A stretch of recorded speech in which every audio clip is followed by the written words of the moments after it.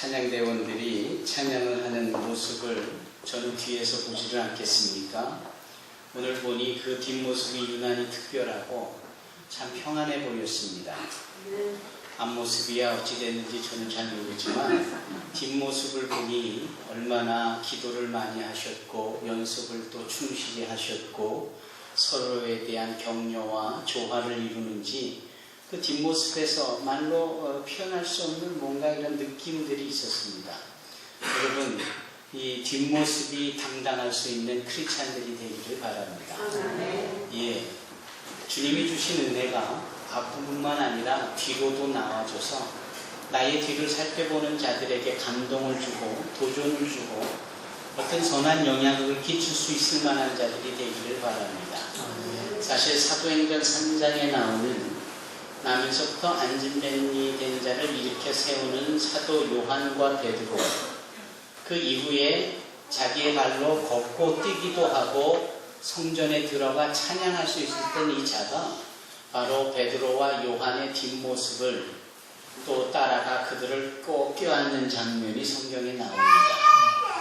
베드로가 요한이 내 눈을 보라 하며 손 내밀어 이렇게 세우는 그 모습뿐만 아니라 그들의 뒷속에서도 그들의 뒤에 나타나지는 그런 모습 속에도 한 영혼을 감동시키기에 충분한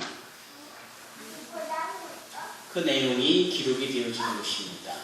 여러분, 너무 거칠게 또는 앞으로 보여지는 연기나 연출이나 포장 따위는 좀 과감하게 벗어버리고 내 뒤에 사람들이 나를 보고 나를 따라올 수 있을 만큼 이렇게 좀 충실해 갈 수 있는 저와 여러분이 되기를 바랍니다. 오늘 본문에서 다시 한번 지난주에 상고해 본 말씀을 나눠볼 필요가 있는데요. 우리 주 예수 그리스도로 말미암아 우리가 얻은 것이 무엇인고 하면 바로 의롭다 여김을 받은 겁니다. 의롭다 여김을 받은 것으로 인하여 우리의 모든 과거의 부끄러웠던 삶과 지금도 연약해서 끊임없이 나와지는 이런 수치스러운 모습들, 앞으로도 행할 수밖에 없는 죄악의 가능성들, 이 모든 것들을 하나님께로 오히려 괜찮다라고 여김을 받는 것이라고 했습니다. 이게 의로움입니다.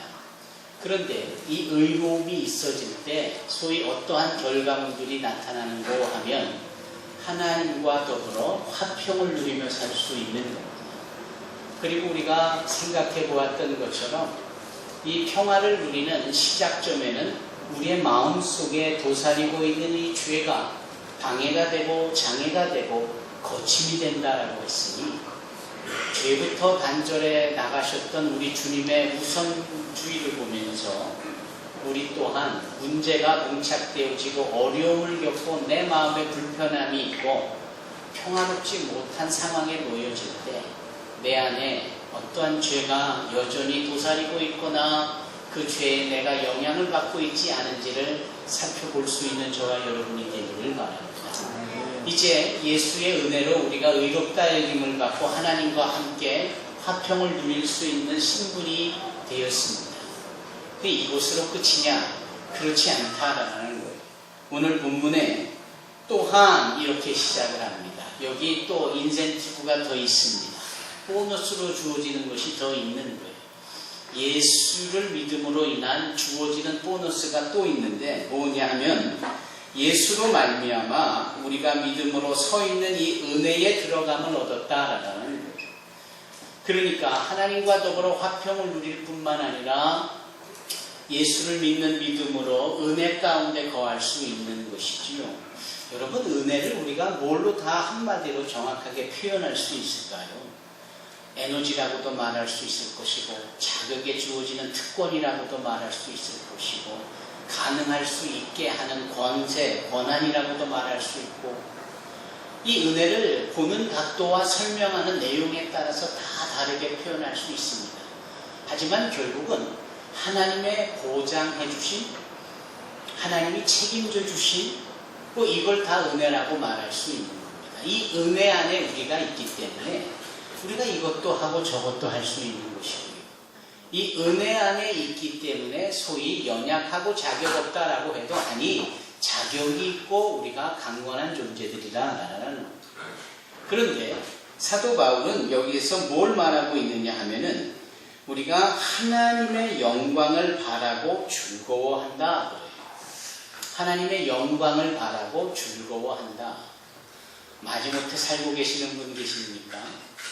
뭔가 소망 없이 그냥 오늘이 끝인 양 하루살이처럼 그렇게 의미 없이 시간을 보내고 계시는 분들이 계십니까? 그런 게 아닙니다. 우리는 하나님의 영광에 참여하는 자들이에요. 하나님의 영광은 그분의 영화는 영생이라고 영원한 이라는 것으로 표현할 수 있습니다. 하나님께서 우리를 지으실 때 당신의 형상을 따라 지으셨다고 해요. 맞지요?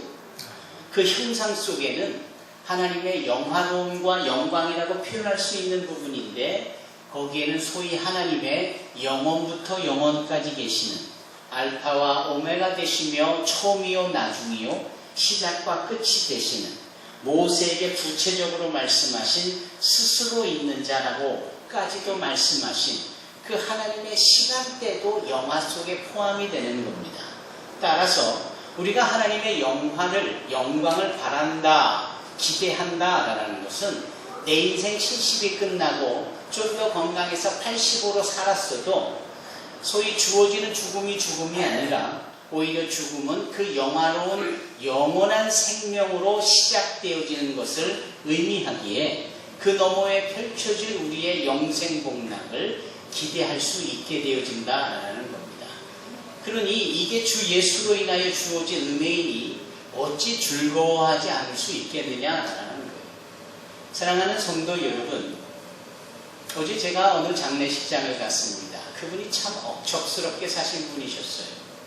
때로는 무모하게 사시기까지 하셨고 그 찌든 가난 속에서 그래도 자녀들을 훌륭하게 키워낸 엄마셨고요.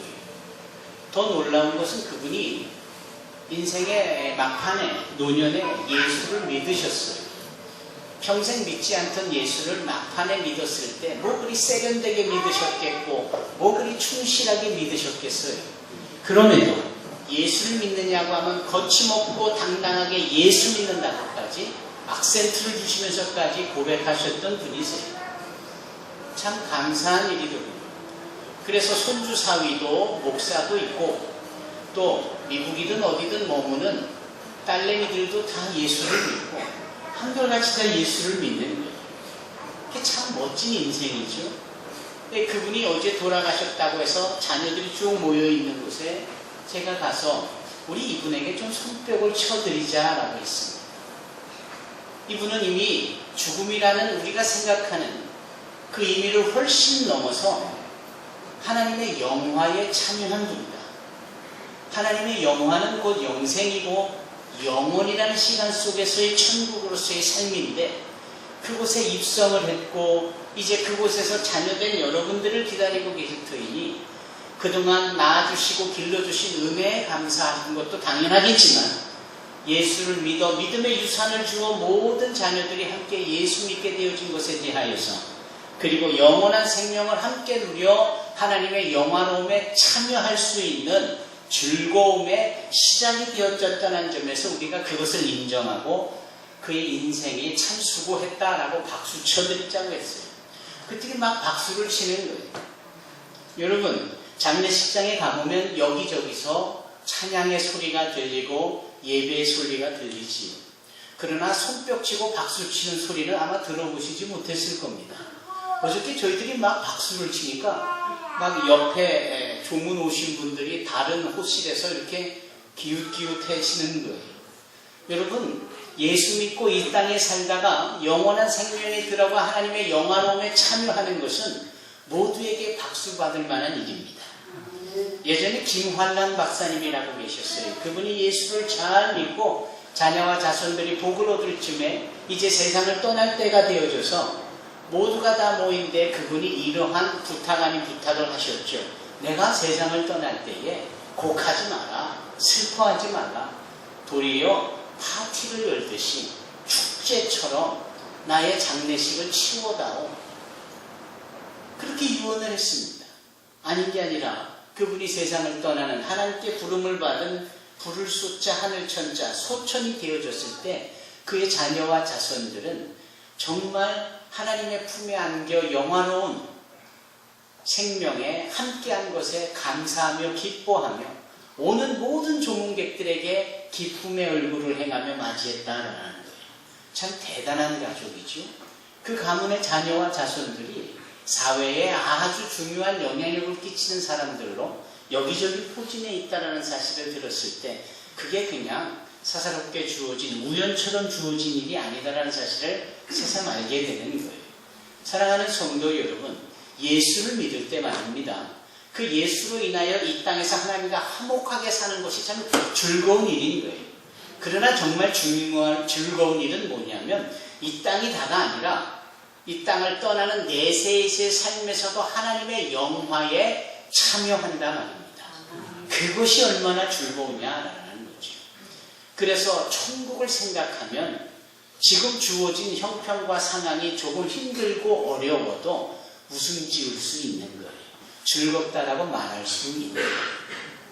그것을 오늘 사도 바울이 예수를 믿는 은혜 가운데 주어지는 보너스로 로마서 5장 2절로 3절로 4절로 5절까지 전개해가고 있는 겁니다. 오늘 대표 기도자의 기도 속에서 로마서 5장 본문의 말씀을 확인했습니다. 고난이라는 역경이라는 어려움이라는 그러나 그 결과에 있어서 소망이라는 단어까지도 정확하게 쓰시며 이 로마서 5장 1절로 5절의 말씀을 근거하여 대표 기도를 하는 걸 보고 참 감사했습니다. 여러분 이것이 오늘 대표 기도자의 신앙뿐 아니라 저와 여러분들의 신앙이 되기를 주님의 이름으로 축원합니다. 고진감래라는 말이 있습니다. 무슨 뜻이죠? 고진감래. 고생 끝에 낙이 온다라는 말씀이지요. 인생을 오래 살아보신 분들이 살아보니까 그러한 사이클로 가더라라는 거죠. 그러니까 아무리 고생스러워도 꾹 참으면 결국은 좋은 일이 생기기도 하더라. 이런 말씀이에요. 그런데 그러한 부분을 하나님이 주신 지혜로 또 하나님이 주신 사명을 평생 감당하고 이제 늙음막하게 자신의 이야기와 더불어서 남은 사람들에게 유언하듯이 지혜를 모아 소위 지혜서를 쓴 사람이 있으니 그가 솔로몬입니다. 그가 지혜서라고 말하는 내용을 쓴 전도서에 보면 그 전도서 특별히 3장이 바로 이 고진감래를 하나님의 관점에서 풀어 써내고 있는 거예요. 가만 살펴보니까 그것이 창세기 9장에 나오는 노아의 방주 시대가 끝나고 난 후에 여전히 그 땅이 존재하는 동안 어둠이 있을 때가 있고 낮이 있기도 하고 슬플 때도 있고 기쁠 때도 있고 그 사이클이 그때부터 이미 하나님의 정해놓으신 계획과 법도에 있는 겁니다. 어저께 여의도 순복음교회 가서 제가 강의를 하는데요. 그분들에겐 그 단어가 익숙하지를 않는 거예요. 어떤 단어냐면 모략, 음모, 계략. 왜 그 단어가 익숙지 않느냐 하면은 그걸 앞에 하나님의라는 단어를 붙여서 썼거든요. 그래서 여러분 하나님의 계략을 어떻게 생각합니까? 하나님의 모략을 어떻게 생각합니까? 하나님의 음모가 어떻다고 생각합니까? 그랬더니 막 불편해하는 거예요. 그 부정적인 단어를 어떻게 하나님에게 붙여 쓰느냐라는 거죠. 저는 일부러 그렇게 썼거든요. 왜냐하면 우리는 하나님의 목적, 하나님의 섭리, 하나님의 경륜 뭐 이렇게 포함을 하잖아요. 하나님의 계획. 그 계획, 섭리, 목적, 경륜 이런 것들을 모략, 음모, 계략 이렇게 하니까 이상하잖아요. 근데 똑같은 영어 단어를 보면 conspiracy라고 씁니다. divine conspiracy. 하나님의 모략이에요.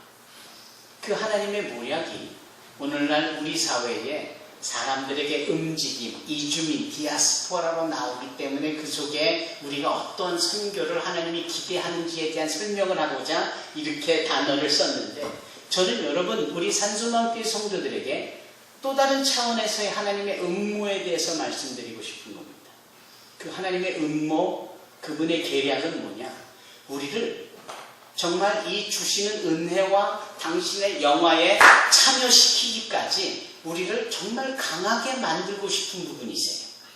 우리를 이 온실의 화초처럼 그냥 연약하게 그냥 눈으로 보기만 좋은 곳으로만 있는 게 아니라 그 뿌리에 생명력이 있고 어디든 그냥 모종을 하고 파종만 해도 그냥 이 풀뿌리처럼 왕성한 생명력이 있어 어떤 세파해도 어떤 떼약볕에도 어떤 가뭄에도 굳건하게 그 생명력을 유지해 갈 만큼 아주 강건한 당신의 자녀들로 키우고자 하는 그분의 계략이 음모가 있는 겁니다.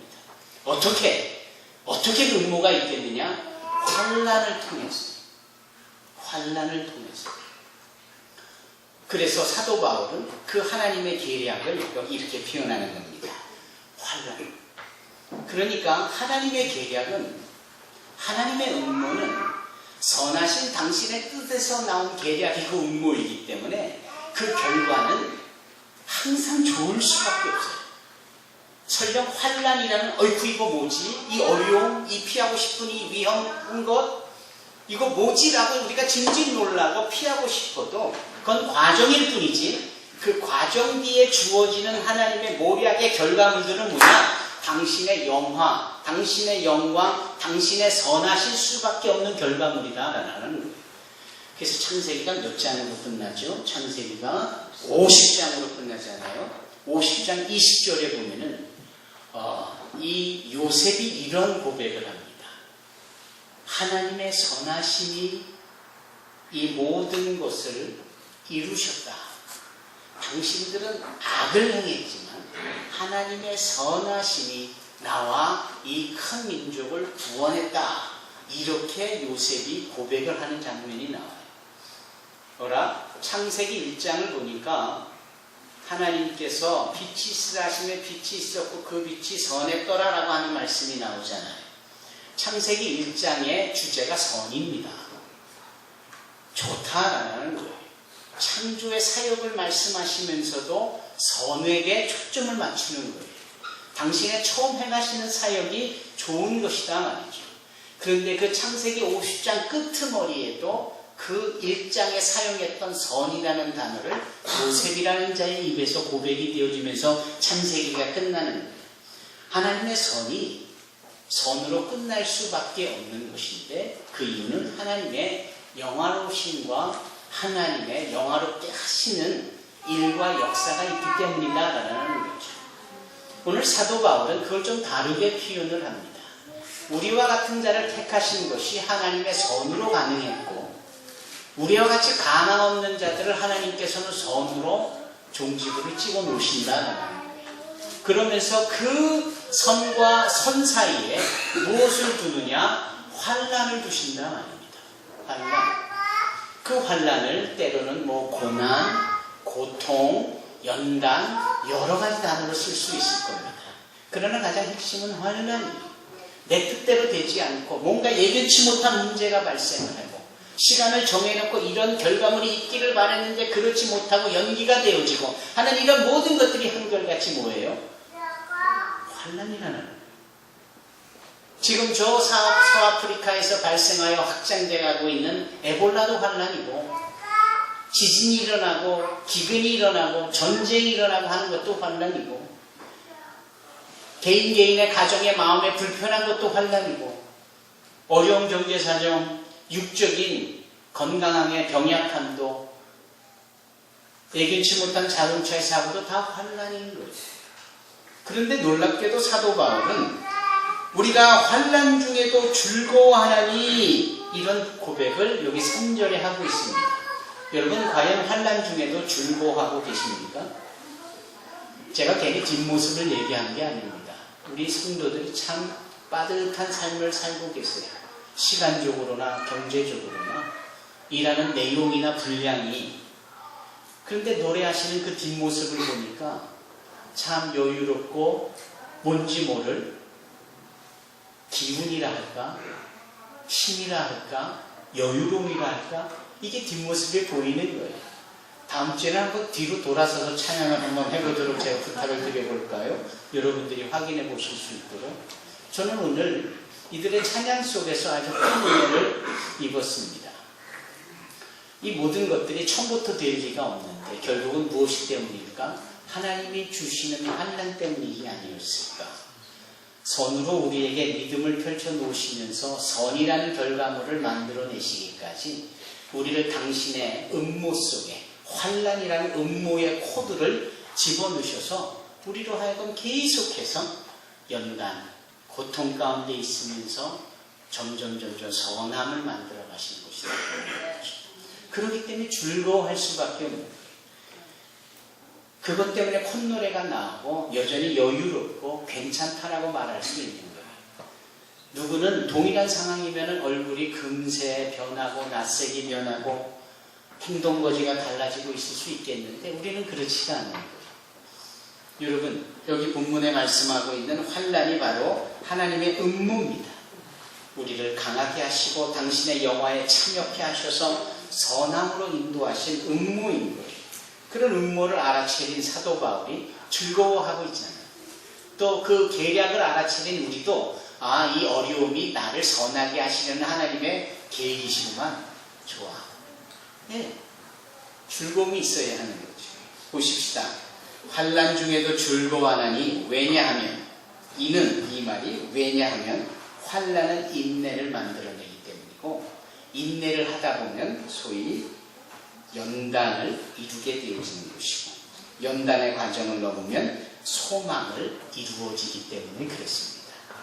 환난으로 시작한 것이 인내를 요구하게 되고 이 인내를 행하는 가운데에 연단이라는 과정이 우리 안에 있게 됩니다. 결국은 결과론적으로 기대하고 소망하는 이 모든 것들이 이루어진다니까요. 이 기승전결이 환난, 인내, 연단, 소망의 이름으로 우리의 삶의 과정 속에 주어지는 거예요. 그러니 이 사실을 알고 난 우리들은 환난이 없으면 오히려 불안해해야죠. 인생에 어려움이 없으면 오히려 조급해야 할 필요가 있는 겁니다. 반면에 어려움이 생기고 기도거리가 많고 환난이라고 여겨질 만한 상황이 우리 앞에 펼쳐져 있으면 보라! 하나님이 주신 나를 선하게 만드신 과정이라는 것이나 하고 하며 즐거워할 필요가 있는 겁니다. 자, 생각해 보십시다. 이 환난이 우리로 하여금 이겨내게 하고 기다리게 하고 참게 하고 꿋꿋하게 우리를 심지가 고든 존재로 만들어간단 말입니다. 생각해 보십시오. 대인배가 있고 소인배가 있습니다. 그 두 차이는 무엇입니까? 어떤 존재가 큰 그릇의 사람이고 어떤 존재가 작은 그릇의 사람입니까? 그 둘 사이에 선명한 구별점은 뭘까요? 인내하는 것이 인내. 과연 참아내느냐 참아내지 못하느냐라는 겁니다. 어쩌면 그것은 큰 호수에 돌을 하나 던질 때의 화장과 정말 얕은 연못에 정말 개울물에 돌을 하나 던질 때 나오는 파장하고도 같은 이치일 겁니다. 과연 내 안에 이 인생사 속에 주어지는 환난이라는 것을 담아낼 수 있는 공간이 있다라고 한다면 대인배인 것입니다. 그런 자들은 그런 환난이 주어져도 기다릴 수 있고 이겨낼 수 있고 소위 말하는 인내의 과정으로 넘어갈 수 있는 존재들입니다. 우리를 인내케 하시는 것, 이거 정말 중요한 것이에요.